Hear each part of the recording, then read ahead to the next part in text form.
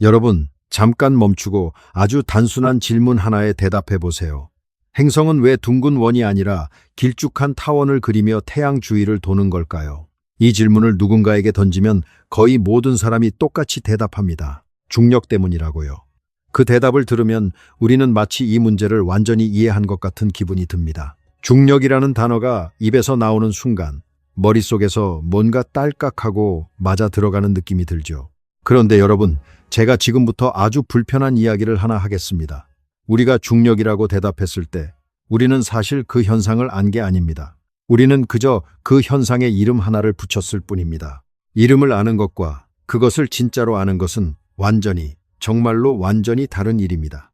이건 제가 지어낸 말이 아니라 20세기 최고의 물리학자 중 한 사람이었던 리처드 파인만이 평생에 걸쳐 사람들에게 외쳤던 말입니다. 파인만은 어린 시절 아버지와 함께 숲을 걷곤 했습니다. 다른 아이의 아버지는 새를 가리키며 저 새의 이름이 무엇인지 가르쳐 주었죠. 어떤 새는 한국어로 또 어떤 언어로는 다른 이름을 가지고 있다고요. 하지만 파인만의 아버지는 이렇게 말했습니다. 너는 저 새의 이름을 세상 모든 언어로 다 외울 수 있다. 그래도 너는 저 새에 대해서 사실은 아무것도 모르는 것이다. 진짜로 새를 알고 싶다면 저 새가 무엇을 하는지를 보아라. 어떻게 날고, 무엇을 먹고, 왜 저렇게 울고, 어떻게 새끼를 키우는지를 보아라. 그것이 아는 것이다. 이것이 오늘 우리가 따라갈 여정의 출발점입니다. 우리는 보통 무언가의 이름을 알면 그것을 이해했다고 착각합니다. 중력, 관성, 에너지, 진화, 양자.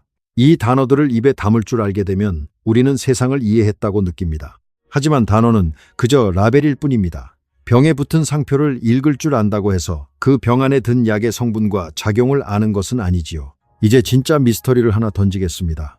1964년 3월 13일, 파인만은 캘리포니아 공과대학, 우리가 흔히 칼텍이라 부르는 그곳에서 강의를 하나 했습니다. 그런데 이 강의는 아주 이상한 운명을 맞이합니다. 파인만의 이름을 단 그 유명한 강의로 전 세계 물리학도들이 성경처럼 읽는 그 두꺼운 책, 어디에도 이 강의는 실려 있지 않습니다. 이 강의는 불완전한 녹취록과 여기저기 흩어진 메모로만 남아서 한 동료의 사무실 한 구석에 수십 년 동안 조용히 묻혀 있었습니다. 아무도 그것을 들여다보지 않았죠. 세월이 흐른 뒤에야 칼텍의 기록 보관 담당자가 먼지 쌓인 그 자료를 발굴해냈고 구스타인 부부라는 두 학자가 파인만이 칠판에 그렸던 그림들까지 하나하나 복원해서 마침내 한 권의 책으로 세상에 내놓았습니다. 그렇게 되살아난 강의의 제목은 이것입니다. 행성은 왜 타원으로 도는가? 오늘 우리는 단순히 정답을 외우려는 게 아닙니다. 우리는 한 천재가 어떻게 생각했는지 그 사고의 길을 직접 한 걸음 한 걸음 따라가 볼 겁니다. 파인만 자신이 농담처럼 말했듯이 이 강의를 따라오는데 필요한 건 딱 하나뿐입니다. 약간의 무한한 지능이지요. 농담입니다. 사실은 호기심과 끈기, 그리고 끝까지 포기하지 않는 마음만 있으면 됩니다. 자, 그러면 시작해 볼까요? 먼저 우리는 진짜로 안다는 게 무엇인지부터 정확히 짚고 넘어가야 합니다. 행성이 왜 타원으로 도는지를 증명하는 방법은 사실 여러 가지가 있습니다. 가장 흔한 방법은 미분 방정식을 세우는 것입니다. 뉴턴의 운동 법칙과 중력 법칙을 수학적으로 정리해서 방정식을 만들고 그 방정식을 풀면 답으로 타원이 툭 튀어나옵니다. 종이 위에 기호들을 늘어놓고 규칙에 따라 이리저리 옮기다 보면 어느 순간 타원이라는 결론에 도달하죠. 많은 사람들이 이걸 보고 만족합니다. 증명됐다고요. 하지만 잠깐 생각해 봅시다. 그 방정식을 푸는 동안 여러분은 행성이 왜 타원을 그리는지를 진짜로 이해했나요? 아니면 그저 정해진 계산 규칙을 충실히 따라간 것뿐인가요? 솔직히 말하면 후자에 가깝습니다. 계산은 이해가 아닙니다. 계산기는 답을 내놓지만 답이 왜 그렇게 나오는지는 모릅니다. 파인만이 원했던 것은 그런 게 아니었습니다. 그는 계산기 없이, 복잡한 공식 없이, 오직 그림과 단순한 논리만으로 왜 행성이 타원을 그릴 수밖에 없는지를 두 눈으로 보고 싶어 했습니다. 손으로 만질 수 있고 눈으로 볼 수 있는 이해, 그게 파인만이 추구한 것이었습니다. 여기서 파인만이 쓴 아주 중요한 단어가 하나 있습니다. 그는 자기 증명이 초보적이라고 말했습니다. 영어로는 엘리멘터리라는 단어입니다. 그런데 이 단어의 진짜 뜻을 오해하면 안 됩니다. 초보적이라는 말은 쉽다는 뜻이 아닙니다. 파인만이 말한 초보적이라는 것은 미리 알아야 할 사전 지식이 거의 없다는 뜻입니다. 어려운 미적분도 복잡한 정리도 미리 배울 필요가 없다는 거죠. 다만 거쳐야 할 단계가 아주 많고 그 단계들을 끝까지 따라가는 일이 만만치 않을 뿐입니다. 사전 지식은 거의 필요 없지만 집중력과 인내심은 많이 필요한 것. 그게 파인만이 말한 초보적이라는 단어의 진짜 의미입니다. 그리고 바로 여기에 파인만식 사고의 핵심이 있습니다. 그는 권위 있는 공식에 기대지 않았습니다. 누군가 위대한 학자가 만들어 놓은 공식을 그냥 받아들이고 외우는 대신 그는 매번 바닥부터 가장 단순한 출발점부터 자기 손으로 다시 지어 올렸습니다. 우리는 학교에서 무엇을 배웠나요? 대부분 공식을 외우라고 배웠습니다. 이 공식에 숫자를 넣으면 답이 나온다고요. 시험에는 그게 통합니다. 하지만 파인만은 정반대로 물었습니다. 이 공식은 도대체 왜 참인가? 누가 이걸 처음 만들었고 어떤 생각의 길을 거쳐서 여기에 도달했는가? 그 길을 내 발로 직접 걸어보지 않으면 나는 이 공식을 안다고 말할 자격이 없다. 이것이 파인만의 태도였습니다. 자, 이제 호기심을 자극하는 이상한 그림놀이를 하나 해보겠습니다. 지금 머릿속에 동그란 원을 하나 그려보세요. 컴퍼스로 그린 완벽한 원입니다. 그런데 이 원의 한가운데, 그러니까 중심점이 아닌 다른 어떤 점을 하나 콕 찍습니다. 중심에서 살짝 비켜난 곳에 점을 하나 찍는 거죠. 이 점에 이름을 붙여줍시다. 편심점이라고 부르겠습니다. 중심에서 벗어나 있다는 뜻입니다. 이제부터 좀 이상한 작업을 합니다. 그 편심점에서 출발해서 원의 둘레를 향해 수많은 직선을 긋습니다. 부채살처럼 편심점에서 원 둘레의 여러 점으로 선을 쭉쭉 그어 나가는 겁니다. 1개, 2개, 10개, 100개, 아주 많이 그립니다. 그러면 편심점에서 뻗어나간 선들이 원둘레 곳곳에 닿겠죠.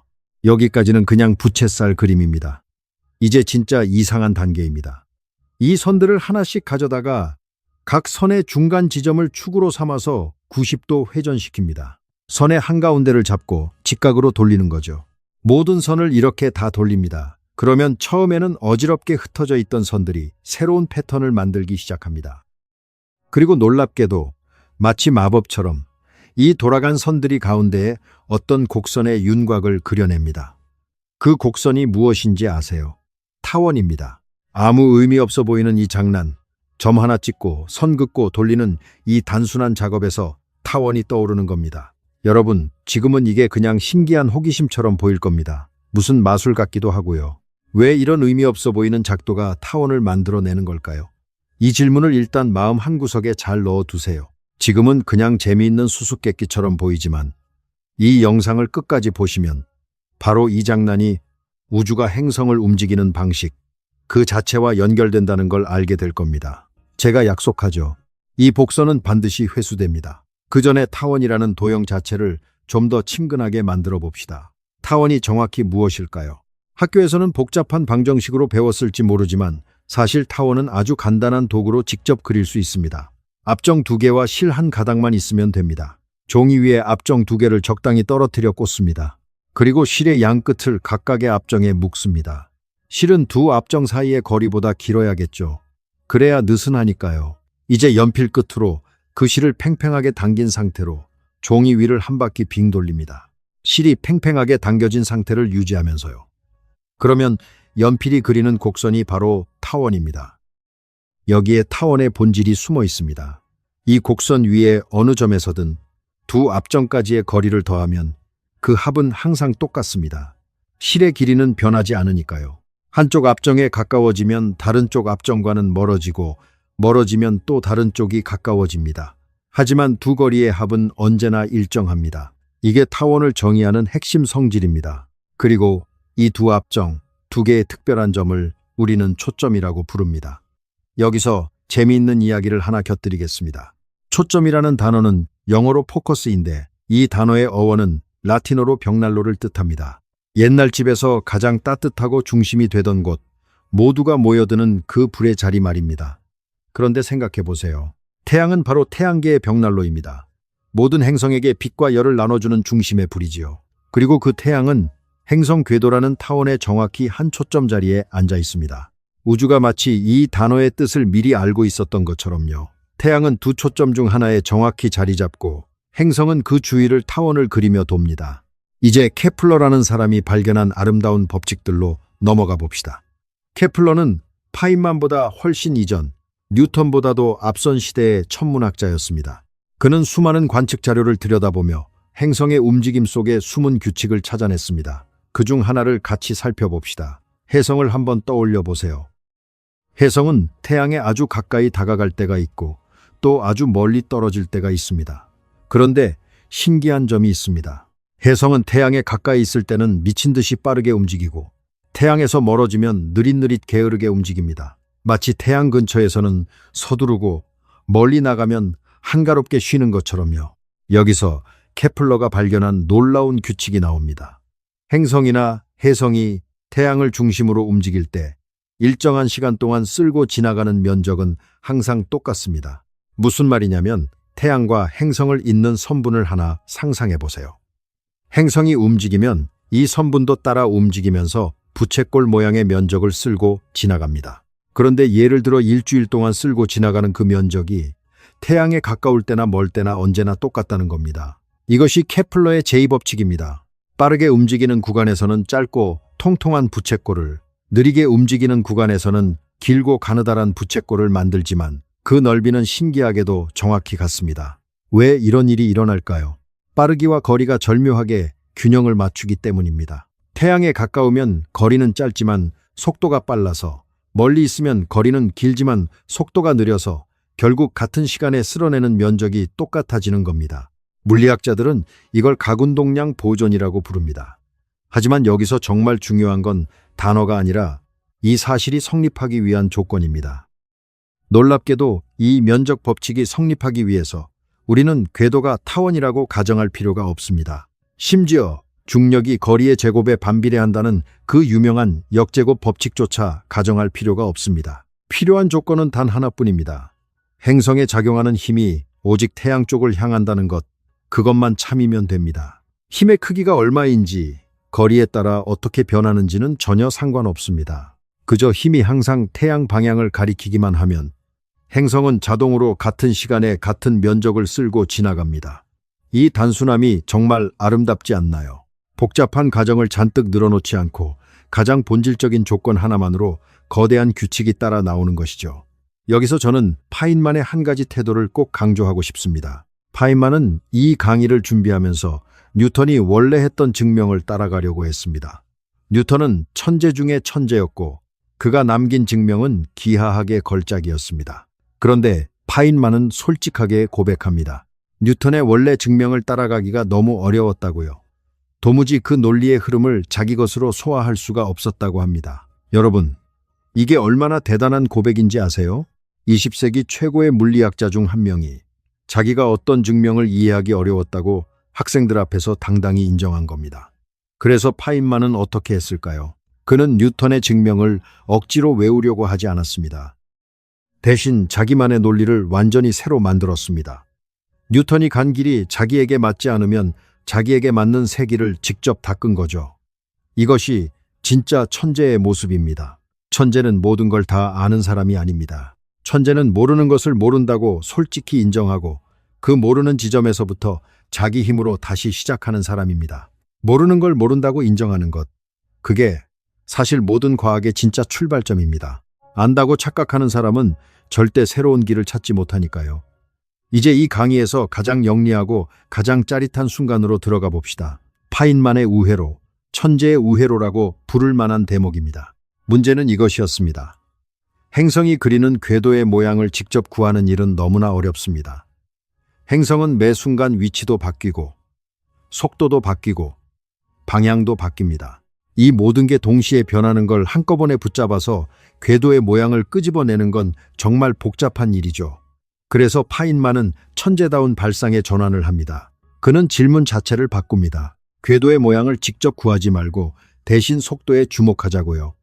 행성의 속도를 화살표로 나타내 봅시다. 화살표의 방향은 행성이 움직이는 방향이고 화살표의 길이는 속도의 빠르기입니다. 행성이 궤도를 도는 동안 이 속도 화살표, 즉 속도 벡터는 계속 변합니다. 빨라지면 길어지고 느려지면 짧아지고 방향도 끊임없이 바뀝니다. 파인만은 이렇게 물었습니다. 궤도의 모양 대신 이 속도 벡터들이 그려내는 모양은 과연 무엇일까? 자, 이제 소름 돋는 결과를 보여드리겠습니다. 행성이 궤도를 한 바퀴 도는 동안에 모든 속도 벡터들을 가져옵니다. 그리고 이 화살표들의 꼬리를, 그러니까 시작점을 전부 한 점에 모읍니다. 화살표들을 평행 이동시켜서 출발점을 똑같이 맞추는 겁니다. 그러면 화살표들의 머리, 즉 끝점들은 제각기 다른 곳을 가리키겠죠. 그런데 그 끝점들을 쭉 이어보면 무엇이 나타날까요? 완벽한 원입니다. 이게 얼마나 놀라운 일인지 음미해 보세요. 행성의 속도는 궤도 위에서 빨라졌다, 느려졌다, 정신없이 변하고 방향도 끊임없이 휙휙 바뀝니다. 겉으로 보면 완전히 혼돈 그 자체입니다.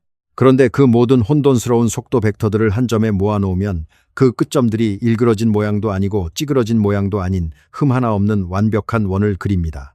혼돈 속에 숨어있던 완벽한 질서가 모습을 드러내는 순간이죠. 왜 하필 원이 되는 걸까요? 여기에 두 법칙의 완벽한 상쇄라는 아름다운 비밀이 숨어 있습니다. 궤도를 아주 잘게 여러 조각으로 나눠서 생각해 봅시다. 케플러의 면적 법칙에 따르면 행성이 한 조각을 지나는 데 걸리는 시간은 그 지점에서 태양까지 거리의 제곱에 비례합니다. 멀수록 그 구간을 지나는데 시간이 더 오래 걸린다는 뜻입니다. 한편 뉴턴의 역제곱 법칙에 따르면 행성에 작용하는 중력의 크기는 거리의 제곱에 반비례합니다. 멀수록 힘이 약해진다는 뜻이죠. 이제 이 둘을 함께 생각해 봅시다.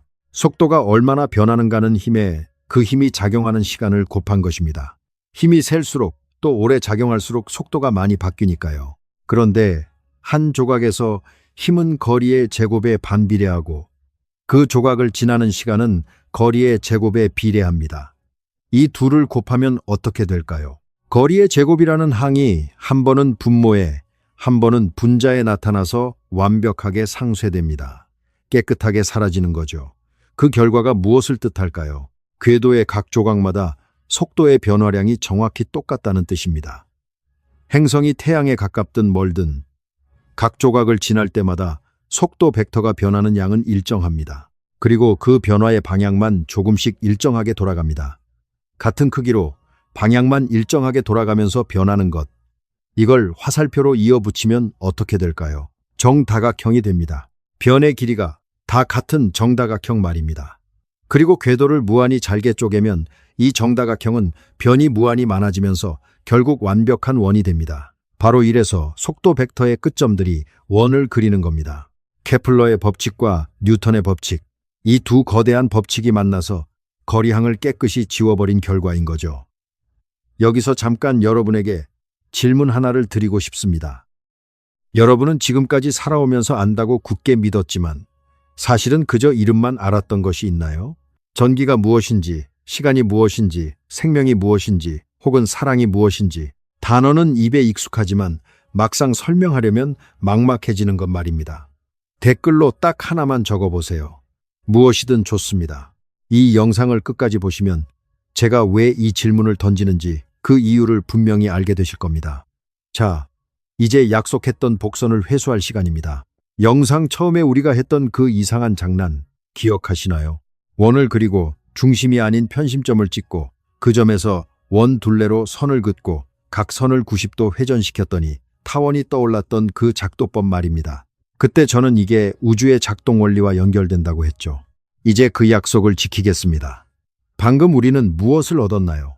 행성의 속도 벡터 끝점들이 완벽한 원을 그린다는 사실을 얻었습니다. 그리고 중요한 점이 하나 더 있습니다. 태양은 이 원의 중심에 있지 않습니다. 태양에 해당하는 점은 원의 중심에서 살짝 벗어난 곳에 자리 잡습니다. 자, 무엇이 보이시나요? 원이 하나 있고 그 안에 중심이 아닌 어떤 점이 하나 있습니다. 바로 영상 처음에 우리가 봤던 그 그림, 원 더하기 편심점입니다. 똑같은 구조가 여기 다시 나타난 겁니다. 이제 우리는 이 속도의 그림에 영상 처음에 했던 그 90도 회전 작도법을 그대로 적용합니다. 편심점에서 원 둘레로 선을 긋고 각 선을 중점에서 90도 돌립니다. 처음에 했던 것과 정확히 같은 작업이죠. 그러면 무엇이 나타날까요? 타원이 나타납니다. 그리고 여기서 진짜 소름 돋는 결론이 등장합니다. 이렇게 만들어진 타원의 접선 방향이, 다시 말해 타원 위 각 점에서 곡선이 향하는 방향이 행성의 실제 속도 방향과 정확히 일치합니다. 이게 무슨 뜻인지 천천히 음미해 봅시다. 우리는 속도 벡터들로부터 출발해서 작도를 통해 하나의 타원을 만들어냈는데 그 타원이 향하는 방향이 행성이 실제로 움직이는 방향과 정확히 맞아 떨어진다는 겁니다. 이것은 곧 행성이 실제로 그리는 궤도의 모양이 바로 그 타원일 수밖에 없다는 것을 의미합니다. 궤도는 반드시 타원이어야만 합니다. 다른 모양일 수가 없습니다. 여러분, 다시 한번 처음으로 돌아가 보세요. 영상 맨 앞에서 우리가 했던 그 의미 없어 보이던 장난, 점 찍고 선 긋고 돌리던 그 단순한 작도가 사실은 우주가 행성을 움직이는 방식 그 자체였던 겁니다. 그것은 장난이 아니었습니다. 그것은 자연의 깊은 곳에 새겨진 진짜 법칙의 그림자였습니다. 우리는 처음에 무심코 그 그림자를 그려놓고 이제야 그것이 무엇의 그림자였는지를 깨달은 거죠. 파인만이 물리학을 하는 모습을 보는 것은 누군가의 표현을 빌리자면 마치 보비 피셔가 체스를 두는 것을 보는 것과 같다고 합니다.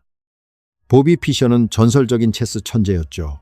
그가 체스를 둘 때 사람들은 그가 엄청나게 복잡하고 화려한 수를 둘 거라고 기대합니다. 하지만 진짜 천재의 묘수는 종종 놀랍도록 단순합니다. 누구나 둘 수 있을 것 같은 평범한 말들을 누구도 생각하지 못한 방식으로 영리하게 조합하는 거죠. 파인만도 마찬가지였습니다. 그는 화려하고 어려운 공식으로 사람들을 압도하지 않았습니다. 그는 원, 선, 압정, 실, 부채꼴 같은 누구나 아는 단순한 도구들을 누구도 생각하지 못한 방식으로 조합해서 진리에 도달했습니다. 그게 파인만식 사고의 아름다움입니다. 이제 우리는 결론에 다다랐습니다. 여기서 저는 파인만의 가장 핵심적인 정신, 그가 평생 품었던 철학을 여러분과 나누고 싶습니다. 파인만에게는 화가 친구가 한 명 있었습니다. 그 친구가 어느 날 꽃 한 송이를 들고 이렇게 말했다고 합니다. 나는 예술가니까 이 꽃이 얼마나 아름다운지 느낄 수 있다. 그런데 너는 과학자라서 이 꽃을 자꾸 분해하고 분석하니까 꽃이 가진 아름다움을 잃어버리고 마는 거라고요. 과학이 꽃을 들여다보면 그 아름다움이 사라진다는 거죠. 많은 사람들이 이렇게 생각합니다. 무언가를 너무 깊이 알면 신비가 사라지고 재미가 없어진다고요. 파인만은 정반대로 답했습니다. 그는 이렇게 말했습니다. 나도 이 꽃의 아름다움을 느낄 수 있다. 어쩌면 너보다 더 깊이 느낄 수도 있다. 나는 이 꽃을 이루는 세포들을 떠올린다. 그 세포들 안에서 일어나는 복잡하고 정교한 작용들을 떠올린다. 이 꽃이 수억 년의 진화를 거쳐 지금의 모습이 되기까지의 그 긴 이야기를 떠올린다. 꽃의 색깔이 곤충을 유혹하기 위한 것이라는 사실은 곤충이 색을 본다는 또 다른 경이로운 질문으로 이어진다. 이 모든 지식은 꽃을 덜 아름답게 만드는 게 아니라 더 경이롭게 만든다. 과학은 아름다움에 더할 뿐 결코 빼지 않는다. 이것이 핵심입니다. 깊이 이해하는 것은 세계에서 마법을 빼앗아가지 않습니다. 오히려 진짜 마법을 보여줍니다. 우리가 행성이 왜 타원으로 도는지를 단순히 중력이라는 단어로 덮어버렸을 때 우주는 그저 그런 당연한 곳이었습니다. 하지만 우리가 그 안으로 들어가서 압정과 실로 타원을 그리고 혜성이 쓸고 가는 면적을 헤아리고 속도 벡터가 그리는 완벽한 원을 발견하고 두 법칙이 거리항을 지워버리는 그 우아한 상쇄를 목격했을 때 우주는 갑자기 숨이 막힐 만큼 경이로운 곳이 되었습니다. 더 많이 알수록 세계는 더 신비로워집니다. 이것이 진짜입니다. 그리고 마지막으로 가장 위험한 것에 대해 이야기하겠습니다. 모르는 것은 사실 위험하지 않습니다. 모른다는 것을 알면 우리는 질문하고 탐구하고 배우려 듭니다. 모름은 호기심의 출발점이고 모든 발견의 씨앗입니다. 진짜 위험한 것은 모르는 게 아닙니다. 진짜 위험한 것은 안다고 착각하는 것입니다. 안다고 믿는 순간 우리는 질문을 멈춥니다.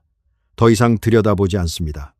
그리고 그 자리에서 생각이 멈춰버립니다. 중력이라는 단어를 외운 것과 왜 행성이 타원으로 도는지를 자기 발로 끝까지 따라가 본 것은 완전히 다른 두 개의 우주입니다. 하나는 라벨을 읽은 것이고 다른 하나는 그 안의 진실을 본 것입니다. 하나는 새의 이름을 외운 것이고 다른 하나는 새가 어떻게 나는지를 본 것입니다. 오늘 여러분은 단어 너머로 한 걸음 들어가 보셨습니다. 그 한 걸음의 차이가 세상을 보는 방식 전체를 바꿉니다. 자, 이제 여러분의 차례입니다. 여러분이 평소에 너무도 당연하다고 여겼지만 사실은 한 번도 제대로 설명해 본 적 없는 과학 현상이나 궁금증이 있다면 댓글로 남겨주세요. 왜 하늘은 파란지, 왜 얼음은 물에 뜨는지, 왜 우리는 잠을 자야 하는지 무엇이든 좋습니다. 다음 영상에서 그 질문을 파인만의 방식으로 단순하게 바닥부터 끝까지 함께 파헤쳐 보겠습니다. 권위 있는 공식에 기대지 않고 우리 두 눈으로 직접 보고 이해할 수 있을 때까지요. 이 호기심의 여정을 저와 함께 계속 걷고 싶으시다면 채널을 구독해 주세요. 구독과 좋아요는 단순한 클릭이 아니라 세상을 더 깊이 이해하겠다는 약속이고 단어 너머의 진짜 세계를 함께 보겠다는 약속입니다. 이름을 아는 것에서 멈추지 않고 진짜로 아는 것을 향해 나아가는 그 여정을 우리 함께 끝까지 가봅시다. 오늘도 끝까지 함께 해주셔서 고맙습니다. 그럼 다음 영상에서 또 다른 경이로운 질문을 들고 다시 찾아오겠습니다.